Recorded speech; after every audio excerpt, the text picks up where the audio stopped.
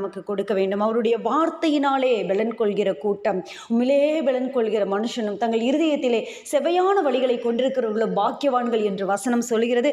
இந்த நாளிலும் கர்த்தர் நமக்காக கொடுக்கிற வார்த்தை தியானிக்கும் முன்பாக தலைகளை தாழ்த்தி இருக்கிற இடங்களே பயபக்தியோடு கூட ஜெபிக்கலாம். எங்களை கிருபையாய் நேசிக்கிற நல்ல தெய்வமே, ஆவியானவர் சபைகளுக்கு சொல்லுகிறதை காதுள்ளவன் கேட்க கடவன் என்று ஆண்டவரே நீங்க சொன்னது போல ஆண்டவரே, காதுள்ளவர்களாக நம்முடைய வார்த்தையை கேட்கிறவர்களாக ஆண்டவரை விருத்த சேதனம் உள்ள செவிகளை எங்களுக்கு தரும்படியாய் நாங்கள் ஜெபிக்கிறோம். பொறுப்பெடுத்து நடத்துங்க.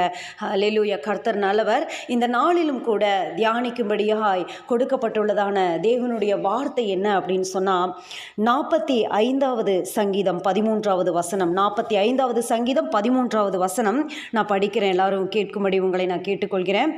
ராஜகுமாரத்தை உள்ளாக பூரண மகிமை உள்ளவள், அவள் உடை பொற்சரிகையாய் இருக்கிறது.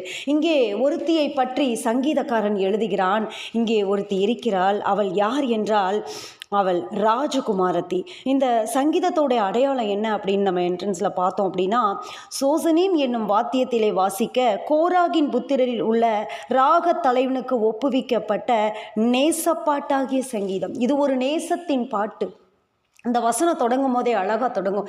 என் இருதயம் நல்ல விசேஷத்தினால் பொங்குகிறது, ராஜாவை குறித்து நான் பாடி எழுதுகிறவனுடைய எழுத்தாணி. எல்லா மனுபுத்திரர்களும் நீர் மகா சௌந்தரியம் உள்ளவர், உதடுகளில் அருள் பொழிகிறது.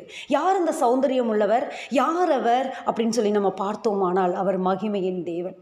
அவர் இயேசு கிறிஸ்து. 1000 10,000ங்களிலே சிறந்தவர். இந்த நேசப்பாட்டாகிய சங்கீதம் யாருக்கு எழுதப்பட்டது? நம்முடைய மணவாளனாகிய இயேசு கிறிஸ்துவுக்கு எழுதப்பட்டது. தீர்க்க தரிசனமாக இங்கே சில காரியங்கள் எப்பொழுதுமே நமக்கு நல்லா தெரியும். ஸ்திரீ அப்படிங்கிறது சபைக்கு அடையாளம். ஸ்திரீ அப்படிங்கிற காரியம் சபைக்கு அடையாளமாக இருக்கிறது. உன்னத பாட்டிலே மணவாளனாகிய இயேசு கிறிஸ்துவுக்கும் மணவாட்டியாகிய சபைக்கும் இடையே நடக்கிறதான அந்த உரையாடல்கள், காரியங்களை நம்ம படிப்போம். அதே போல் இங்கே 45வது சங்கீதத்தில் சில காரியங்கள் நமக்கு மறைபொருளாக கொடுக்கப்பட்டிருக்கிறது. அந்த காரியங்களில் ஒன்று தான் ராஜகுமாரத்தி உள்ளாக பூரண மகிமை உள்ளவள். ராஜகுமாரத்தி ராஜகுமாரத்தி அப்படின்னு சொல்லும் போதே நம்ம எல்லாருக்குமே நல்லா புரியும்.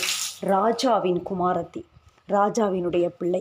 வசனம் இப்படியாக சொல்லுகிறது, அவருடைய நாமத்தின் மேல் விசுவாசம் உள்ளவர்களாய் அவரை ஏற்றுக்கொண்டவர்கள் எத்தனை பேர்களோ அத்தனை பேர்களும் தேவனுடைய பிள்ளைகளாகும்படி அவர்களுக்கு அதிகாரம் கொடுத்தார் என்று யோவான் 1:12 படிக்கிறோம்.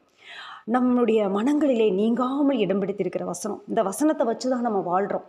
ஆமாம், நம்ம அவருடைய பிள்ளை. அப்பா பிதாவே என்று கூப்பிட பண்ணுகிற புத்திர ஸ்வீகாரத்தின் ஆவியை நமக்கு கொடுத்திருக்கிறார். எந்த நேரத்திலும் அப்பா அப்படின்னு கூப்பிடுற அந்த உரிமையை நமக்கு கொடுத்திருக்கிறார். காரணம் என்னன்னா, அவர் தம்முடைய சொந்த இரத்தத்திலே நம்மை மீட்டெடுத்திருக்கிறார். ஏதோ